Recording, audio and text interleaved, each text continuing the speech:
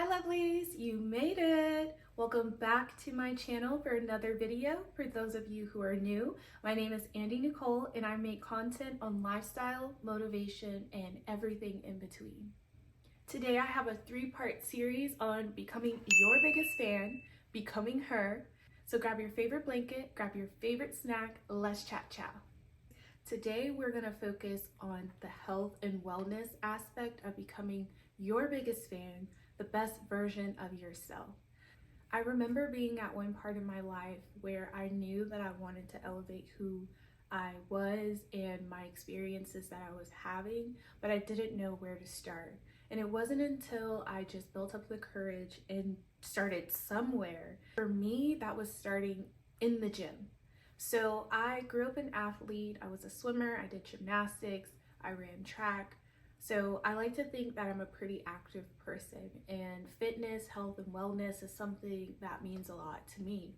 So that's kind of where I started. It was familiar territory for me. However, that commitment to going to the gym was something that I struggled with. Especially when I moved to another state, my gym and accountability partner was my brother, and he's back home in North Carolina, so it was a little bit hard to kind of do it on your own. So when I say health and wellness, it does not have to be the gym for everybody. It can be as simple as going for a walk, after work, before work, in the middle of the day.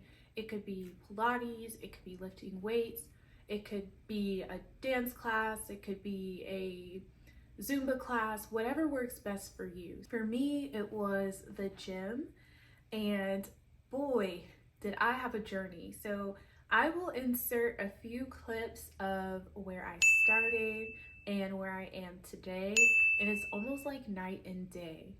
So let's talk about gym fatigue. So although I mentioned that I ran a pretty active lifestyle and it's just the realm that I'm used to being in the gym and trying to be in the gym on my own was completely intimidating, even for myself. I felt like, okay, I'm out of place. I don't look like how I want to look for myself. So people are going to notice that I'm a newbie, or they're going to look at me and wonder why I'm lifting a certain way. They're going to laugh at me because I'm using a machine wrong.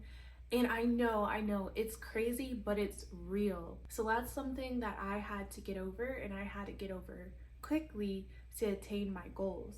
So I decided to take a step back. I went to Walmart, got me some weights, got me some resistance bands. I think I got those from Amazon actually, and kind of got my little fitness home kit together.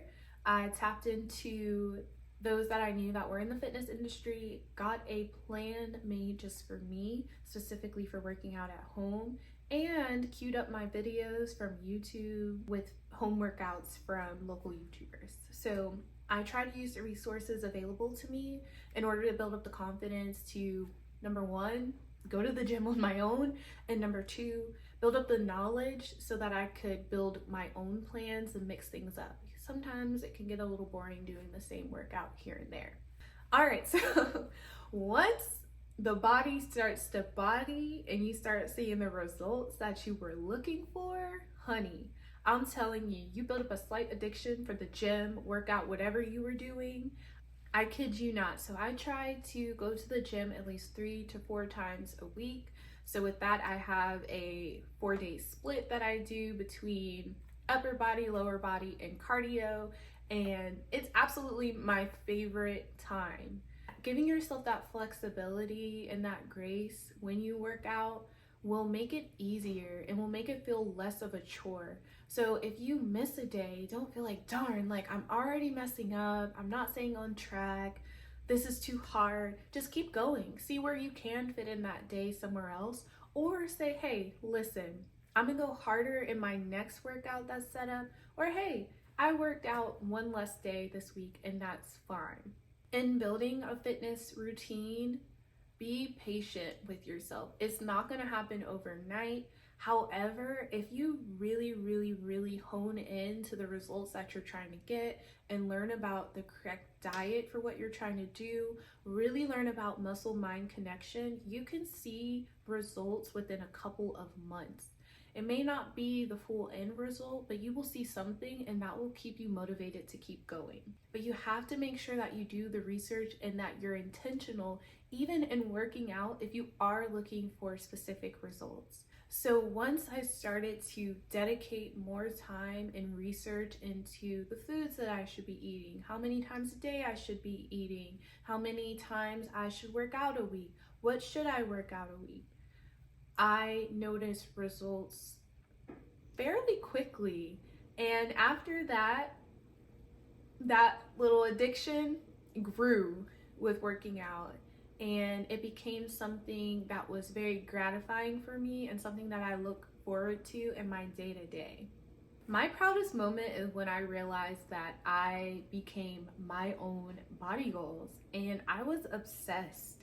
That right there was one of the first sparks for me in my journey and becoming her. And I'm still very much so on that journey, but when I tell you it put a pep in my step. Okay, so this is the perfect segue into my next topic, which is diet. And when I say diet, no, I don't mean counting calories, counting carbs. If that's what you need to do for you, do it. I personally do not. To each his own, but I don't mean it in that manner. What I mean is, again, being intentional about the foods you're putting into your body, making sure you stay hydrated and mind your business, because it will make a difference. Once you start to put certain foods in your body, it'll give you this external glow that will add to the glow of everything else that you're doing to become her. Food is energy, fruits, vegetables, protein. It will fuel you. So when you're going to the grocery store, make sure you're filling your cart with some foods that will be kind to you. Now listen, I just bought a bag of Doritos. I'm not telling you that you can't indulge in junk food. Don't do that. Never restrict yourself from the things that you truly want. But if you are able to incorporate things that are going to boost your energy or boost other aspects of your life in general so that you can be kind to your future self, that's all I'm trying to allude to. Just incorporate some things that will keep you going and will be beneficial in the future.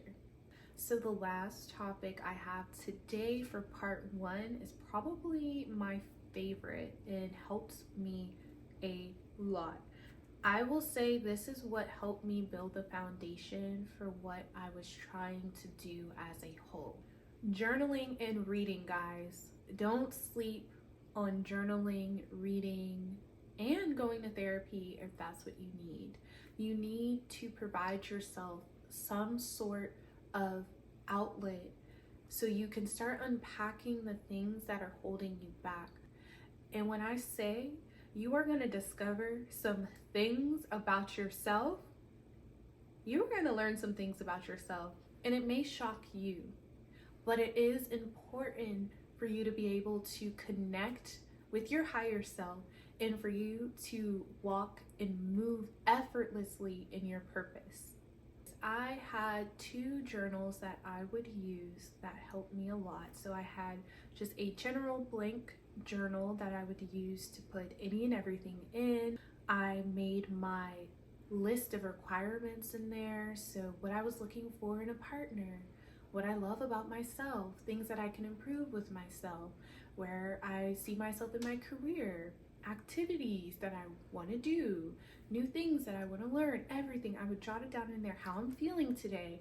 So it was more so just a journal without prompts, and it was more of just a opportunity for me to dump what I was thinking at the time. Now, speaking of prompted journals, I also grabbed one of those. I had a mindfulness journal that included several different prompts in it, and it helped you to connect with different thought pieces for you to pull out how you're feeling, where you want to go, and just some other activities to connect with who you really are and the things that you love to do. It really makes you think. It really helped me to connect and be present, and that's something that I really needed on my journey, was to be present.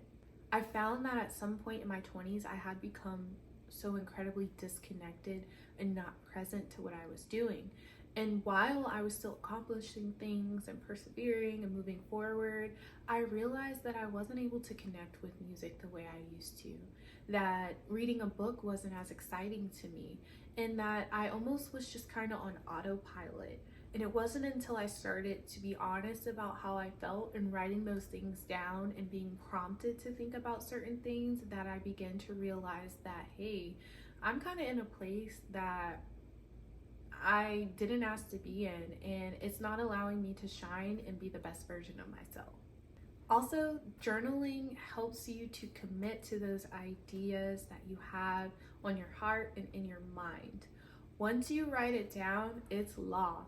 You got to do it. So that's one of the best ways you can commit to something or a goal that you want to set for yourself. Write it down. Write it down and go back and remind yourself what you promised yourself and where you want to go and where you want to be. Okay, so for reading, there are several different books that you can read that can help stimulate your mind and prompt growth.